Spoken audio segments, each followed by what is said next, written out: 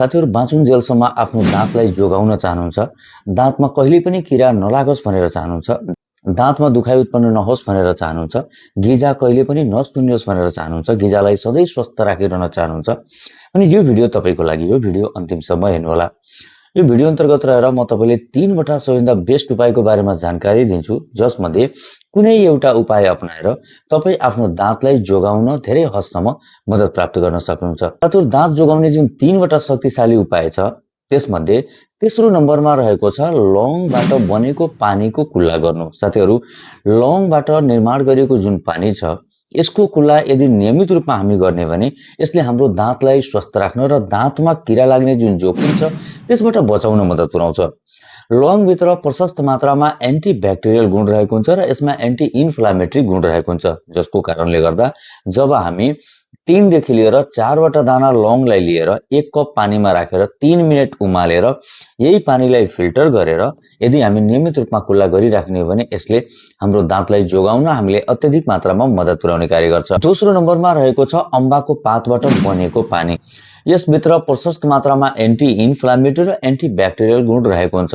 जब हामी 2 देखि लिएर 3 वटा अम्बाको पातलाई लिएर 1.5 कप पानीमा राखेर 5 मिनेट उमालेर फिल्टर गरेर पानी जब मनतातो हुन्छ र यसबाट जब हामी कुल्ला गर्छौं अनि यो पानीले के गर्छ, हाम्रो दाँतलाई जोगाउन मद्दत पुर्याउँछ। दाँतमा किरा लाग्ने जुन समस्या छ त्यसबाट बचाउँछ।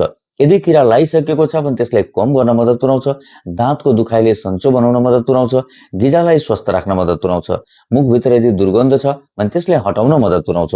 त्यसकारण यो जुन उपाय छ यसले दाँतलाई सधैँ जोगाइराख्नको लागि हामीले अत्यधिक मात्रामा मद्दत पुर्याउने कार्य गर्छ।